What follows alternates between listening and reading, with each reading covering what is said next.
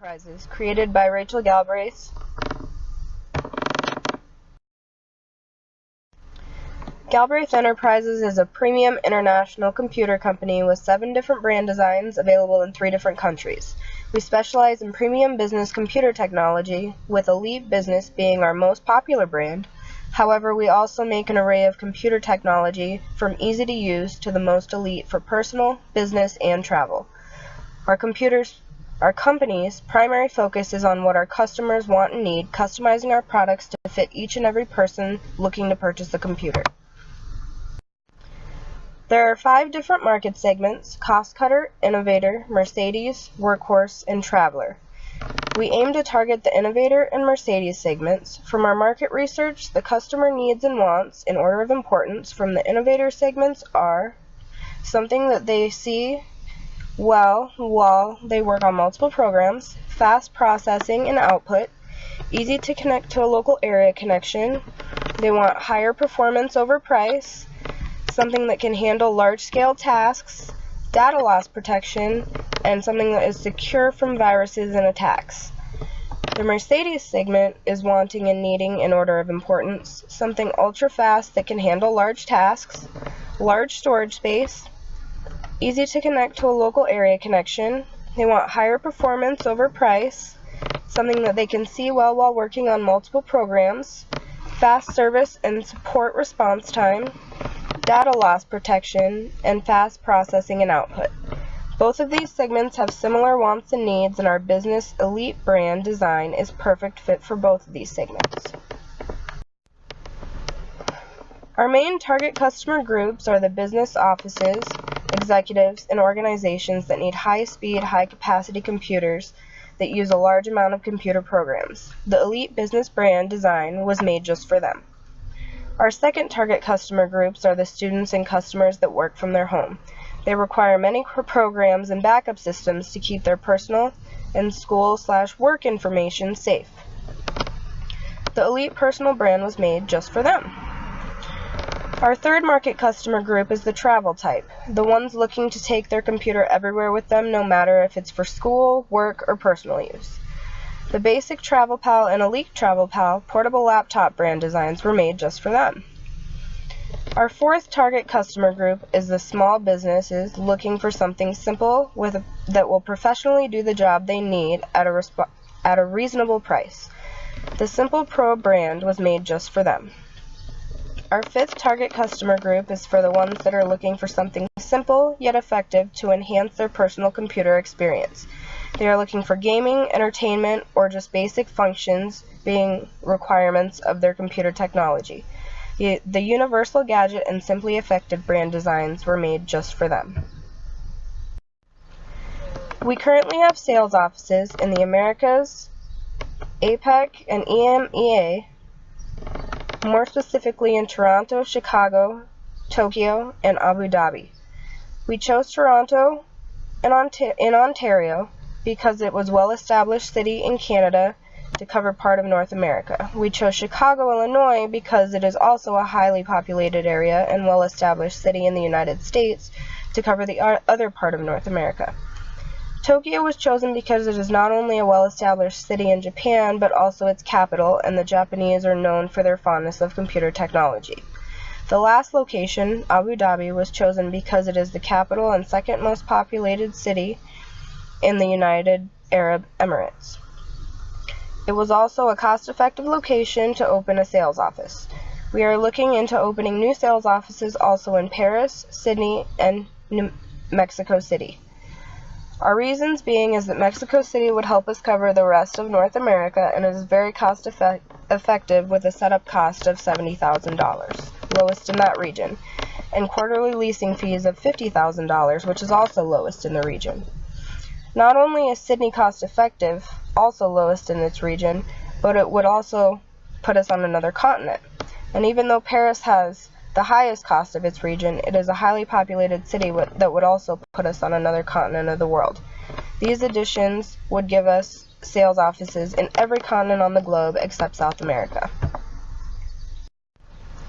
For the Americas region, we would hire 7 salespeople in Chicago, 5 salespeople in Toronto, and 3 salespeople in New Mexico. The reason behind this is because the United States' 3 largest cities are bigger than Canada's, so that country would need the most salespeople, with Canada being second in line and Mexico being third. We would also set up our advertising the same way, with all 5 of our ad designs being placed in Chicago, 3 of our most popular ad designs being placed in Toronto, the Elite Business, Basic Travel Pal, and Simply Effective, and 1 of our ad designs, the most popular, being displayed in Mexico, which is the Elite Business. For the APAC region, we would hire 5 salespeople for Tokyo and 5 salespeople for Sydney. The reason behind this is because these numbers are a happy medium amount for the large areas they need to cover, part of Asia and all of Australia. We would display 3 of our most popular ad designs in each city as well, the Elite Business, Basic Travel Pal, and Simply Effective. For the EMEA region, we would hire 5 salespeople in Paris and 3 salespeople in Abu Dhabi. The reason behind this is because Paris is a highly populated city and must help cover the entire continent of Europe, while Abu Dhabi would have to cover part of Asia, the part of Asia that Tokyo can't cover. 3 of our most popular ad designs, the Elite Business, Basic Travel Pal, and Simply Effective, would be displayed in Paris, and 2 of our most popular ad designs, the Elite Business and Basic Travel Pal, would be displayed in Abu Dhabi. In quarter 1, we gave our company a name, put Rachel Galbraith in charge of executive responsibilities, and bought market research. In quarter 2, we made our goal to target the innovator segment as our first priority, cost cutter segment as our second, Mercedes is third, workhorse is fourth, and traveler is fifth. Our chosen focuses were focusing on large, highly competitive segments, geographical markets which are in the middle of the cost size continuum, building a market position and defending it, and to be the technology leader. Team norms were developed as follows. All important decisions should be made by a consensus vote of the entire team. Attendance at all meetings is mandatory unless members inform others in advance of a conflict. Meetings start and end on time. Members come prepared for all meetings, having completed all assignments. Outsiders must be approved before they are allowed to attend the meetings.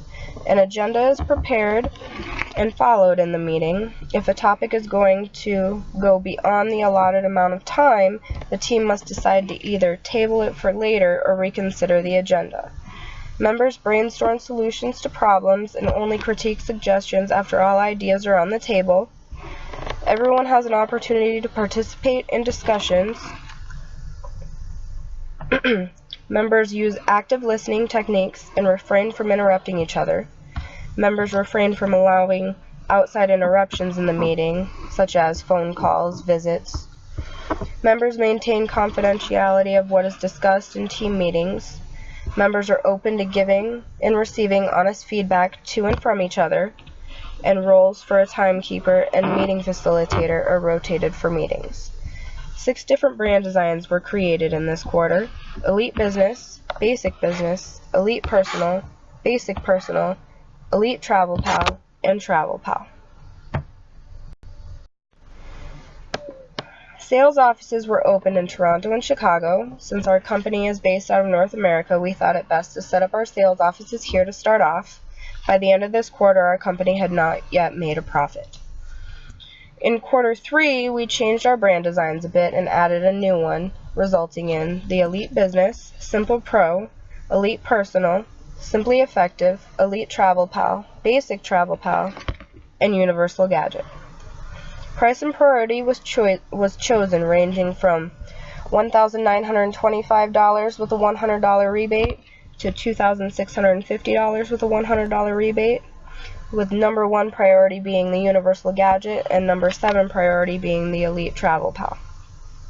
4 ad designs were created: the Universal Gadget, Simply Effective, Simple Pro, and Basic Travel Pal. We chose to place 2 Universal Gadgets and 1 of each of the other ad designs in both Chicago and Toronto. 5 salespeople were hired for both locations, and market research was purchased for all geographical regions. By the end of this quarter, our balanced scorecard results were 1.208 total performance, 1.937 financial performance, 0.60 market performance, 0.59 market effectiveness, 3.81 investment in the firm's future, and 0.463 creation of wealth. 57% of our total market share, with a 36% in cost cutter segment, an 84% in innovator, 94% in Mercedes, 51% in workhorse, and 50% in traveler. Our total gross profit was $1,130,585, an operating profit of $72,793, and our cumulative net profit of negative $805,207 from our operating expenses being so high that quarter. In quarter 4, we left our brand design as is, but changed our prices and priorities based off the numbers sold for each brand design. Price ranges were adjusted to $2,125 with a $100 rebate to $2,850 with a $1 rebate, lowest to highest. And the Elite Business became Priority 1, while Elite Travel Pal became Priority 7. Because Elite Business was our most popular brand design, an ad design was created and added to our other 4 ad designs. An additional sales office was opened in Tokyo, where we hired 5 more salespeople. 2 Elite Business ad designs were chosen to be displayed in all 3 cities, and 1 of each of the other brand designs were also chosen to be displayed in all 3 cities. Market research was not purchased for this quarter, and market segment focus was changed to Mercedes being number 1 and Innovator being number 2. We ended the quarter with the balanced scorecard results of 18.509 total performance, 23.714 financial performance, 0.49 market performance, 0.558 market effectiveness, 1.948 investment in firm's future, and 1.467 creation of wealth. 37% of our total market share, with 22% in the cost cutter segment, 44% in innovator, 54% in Mercedes, 30% in workhorse, and 43% in traveler. Total gross profit was $2,830,717, and our operating profit was $1,738,661, and our cumulative net profit was $933,454. In quarter 5, our brand designs were kept the same, as well as no market research was purchased. Prices were increased by $100 per brand design, and the rebates were all lowered to $50 per brand design, with the priority staying the same. We did not engage in R&D investments, and our advertising stayed the same, except we also chose to display our ad designed for Elite Business in the General Business Magazine and Computer magazines for both the Americas and the APEC geographical regions. The decision was made to open a sales office in Abu Dhabi, but kept our salespeople at the same amount. We ended up finishing off our quarter with a balanced scorecard result of 11.586 total performance, 28.431 financial performance, 0.320 market performance, 0.558 market effectiveness, 1.639 investments in firm's future, and 1.394 creation of wealth. 20% was our total market share, with 11% in the cost cutter segment, 28% in innovator, 36% in Mercedes, 16% in workhorse, and 16% in traveler. Our total gross profit for the quarter was $2,766,024, an operating net profit of $1,912,824, and a cumulative net profit of $2,756,278. In quarter 6, no brand designs or ad designs were added. However, we decided to place 1 Simply Effective, 1 Basic Travel Pal, and 1 Elite Business ad design in both Toronto and Chicago. In the newly opened EMEA region, we chose to display our Elite Business ad design in the General Business Magazine and Computer magazines, while other regions saw no change. along with one basic travel pal and one elite business ad design in both Tokyo and Abu Dhabi. Our brand priority again stayed the same. However, our pricing was adjusted with a $75 rebate, with regular prices consistent. No new sales offices were open and no market research or R&D investments were purchased.